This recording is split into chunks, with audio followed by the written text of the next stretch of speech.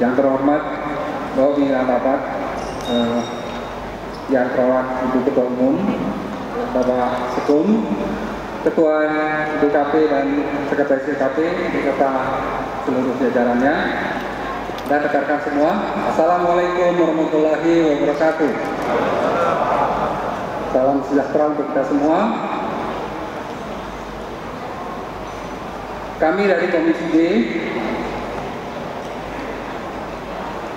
telah melakukan pembahasan mengenai kode etik yang ada, ditambah dengan rancangan perubahan kode etik dari hasil Kongres rancangan perubahan kode etik dari Kongres Makassar 2019. Maka Komisi D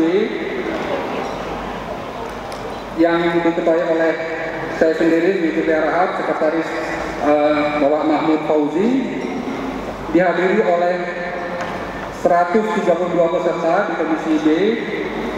Hasil dari sidang Komisi D adalah 1.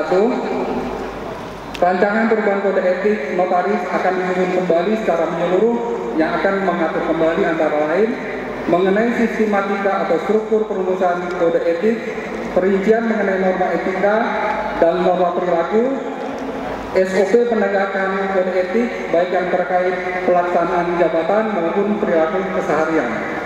Kedua, sidang Komisi D tidak membahas materi perubahan satu persatu, namun sepakat untuk membentuk tim perumus atau tim ad hoc yang akan bertugas menyusun rancangan perubahan kode etik secara menyeluruh, sebagaimana dimaksud dalam butir 1 di atas. Ketiga, rancangan perubahan kode etik baik yang menjadi usulan materi pada perubahan Kongres 23 Makassar atau materi pada RT 3 ini di Batu, maupun usulan menjadi rujukan bagi tim perumus atau ad hoc dalam menyusun kembali rancangan perubahan kode etik secara menyeluruh. Keempat, tim perumus atau ad hoc akan bekerja selama lebih kurang 4 bulan atau yang direncanakan diselenggarakan pada bulan April sebelum pelaksanaan KLB yang direncanakan diselenggarakan pada bulan April 2022. Kelima, tim perumus ad hoc terdiri dari 10 orang dari sidang komisi yang hadir, ditambah 5 orang dari Dewan Kehormatan Pusat. Dari sidang komisi B telah terpilih saya sendiri, Zulkifli Arahab, Bapak Mahmud Fauzi dari Jatim, Ibu Pandan Nurbulan dari Yogyakarta, Joyce dari Sulawesi Utara, Bapak Saksi Naga dari Kota Bekasi, Bapak Dian Arianto dari Kepulauan Riau, Bapak Sugiarto dari Jawa Tengah, Ibu Dewi Andriani dari Jakarta Timur, dan I Nyoman Mulia dari Samarinda Kaltim, dan Ibu Sri Devi dari Sulawesi Selatan.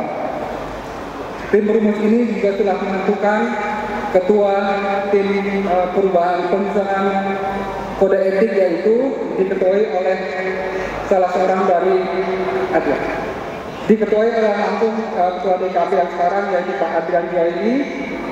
Wakil Ketua saya sendiri, Zulkifli Arahab, dan Sekretaris Bapak Mahmud Fauzi. Demikian isi keputusan dari sidang Komisi D. Terima kasih. Terima kasih. Aplaus kita buat Ketua Komisi A, Komisi D, maaf. Sementara Ketua Komisi D dan Sekretaris sejumlah tetap di panggung dulu. Bapak Ketua Dewan Kehormatan Pusat, mohon izin Pak Ketua, kalau ada tanggapan atas hasil dari Komisi B kita dari siang dan malam kemarin, ada yang perlu ditanggapi Pak Ketua?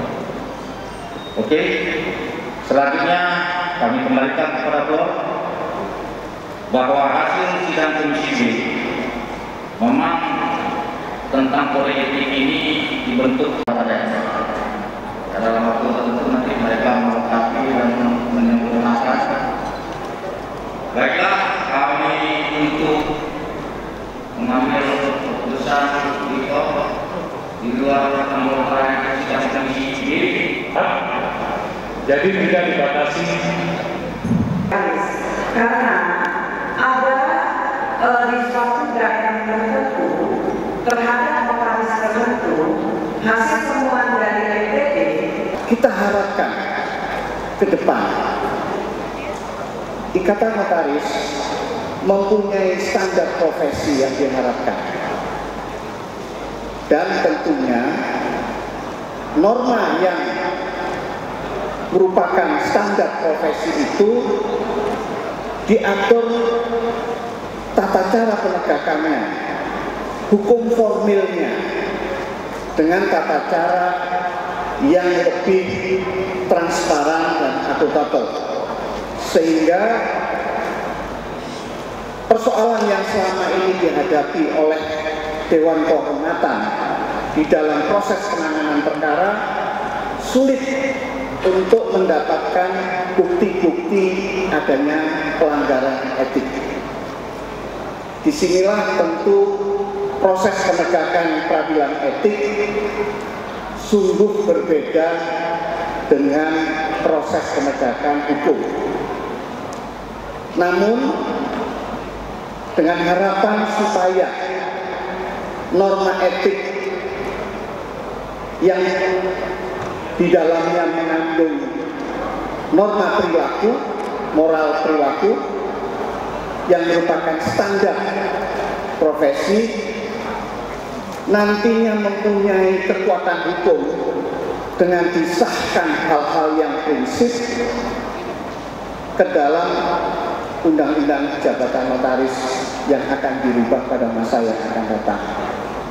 Secara umum gambarannya seperti itu, dan kami sebagai Komisi Kode Etik kali ini tidak membahas penyelesaian kasus. Kami hanya ingin menginventarisir nantinya kira-kira kasus yang dihadapi di dalam praktek itu bagaimana, dan bagaimana kelemahan-kelemahan di dalam proses penegakan terhadap pelanggaran etik yang selama ini banyak kendala-kendala yang dihadapi, agar ke depan sungguh-sungguh bisa ditegakkan. Memang kita harus membangun tidak sekedar nantinya norma, tetapi sumber daya manusia dan sistem manajemen dalam pengawasan notaris itu lebih menyeluruh dengan membangun database yang itu berkaitan dengan tugas pokok Ikatan Notaris sebagai organisasi profesi satu-satunya, mutlak harus punya database dan mengantisipasi setiap notaris di Indonesia harus mempunyai riwayat pelaksanaan jabatan pada masa yang akan datang, sehingga setiap rekomendasi yang dikeluarkan oleh organisasi itu berdasarkan rekam jejak yang dimiliki oleh Dewan Kehormatan. Jangan memberikan rekomendasi dengan kosong tanpa mempunyai rekam jejak yang bisa dipertanggungjawabkan.